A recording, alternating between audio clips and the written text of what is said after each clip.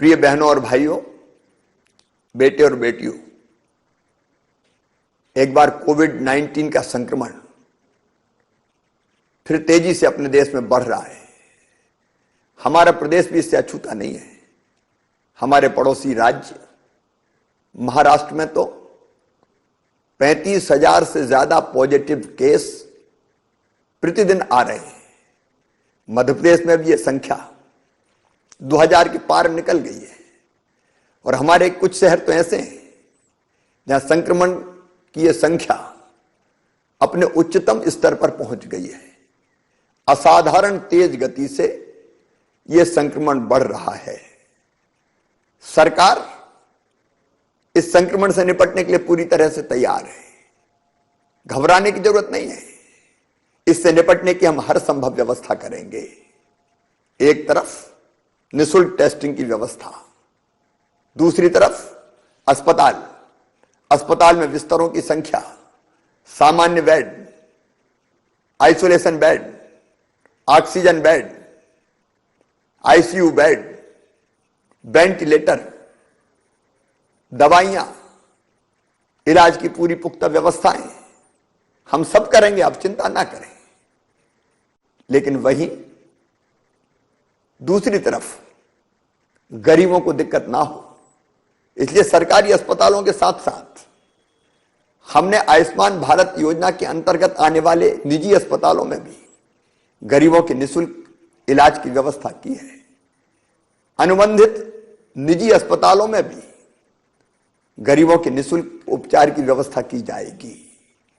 और जो भाई बहन निजी अस्पतालों में इलाज करवा रहे हैं, उनके लिए भी फीस की सीमाएं हमने तय की है। स्थानीय प्रशासन को यह निर्देश है कि उससे ज्यादा इलाज का शुल्क वसूला ना जा सके।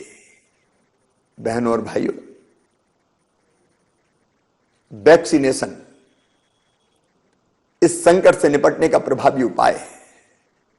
प्रधानमंत्री जी के नेतृत्व में हम टीकाकरण का काम भी पूरी गति से कर रहे हैं। अब तक 31 लाख लोगों को टीका लगाया जा चुका है। अब तक 60 साल से ऊपर के सारे बुजुर्ग भाई बहनों को और 45 साल की उम्र से ज्यादा ऐसे भाई बहन जो कई बीमारियों से ग्रसित थे, उनको टीका लगाया जा रहा था।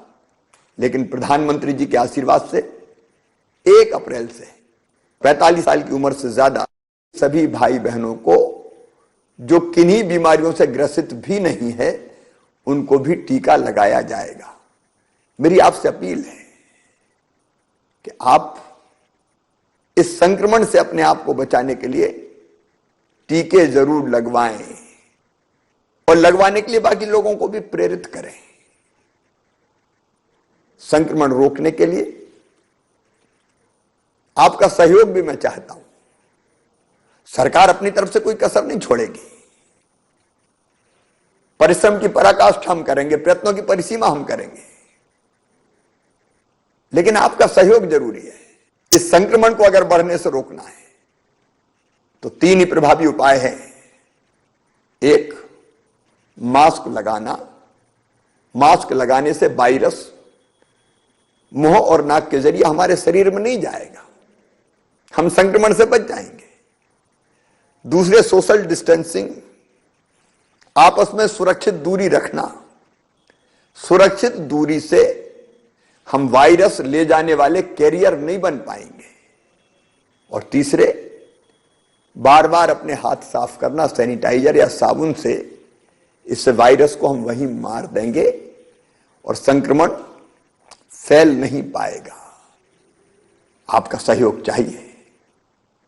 हमारे महत्वपूर्ण त्योहार है, त्योहार मनाए, इससे इनकार नहीं है, लेकिन क्या संक्रमण रोकने के लिए हम ये त्योहार अपने परिवार के साथ घर पर नहीं मना सकते? संक्रमण अगर रोकना है तो भीड़ भाड़ से बचना होगा। रस्म निभाएं त्योहारों की, परंपराएं पूरी करें, पर बिना भीड़ भाड़ के। अगर परंपरा का निर्वाह जरूरी है तो स्थानीय प्रशासन की अनुमति लेके बिना भीड़ के प्रतीकात्मक रूप से परंपरा का निर्वाह कर लें। इससे परंपरा का निर्वाह भी हो जाएगा और संक्रमण से भी हम बच जाएंगे।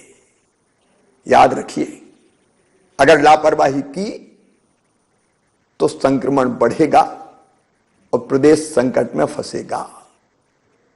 और इसलिए हम सबको मिलकर यह उपाय करना है, अपने लिए, अपनों की जान बचाने के लिए, संक्रमण को रोकने के लिए। आप सब कोविड-19 के हर गाइडलाइन का पालन करें। आपके जिले के क्राइसिस मैनेजमेंट ग्रुप ने इससे निपटने के लिए जो गाइडलाइन बनाई है, जो निर्देश दिए हैं, उनका पूरी तरह से आप पालन करें। मुझे विश्वास है कि संक्रमण से निपटने के लिए, इस बीमारी से निपटने के लिए आपका हर संभव सहयोग मिलेगा। कोरोना हारेगा, मध्य प्रदेश जीतेगा। बहुत बहुत धन्यवाद।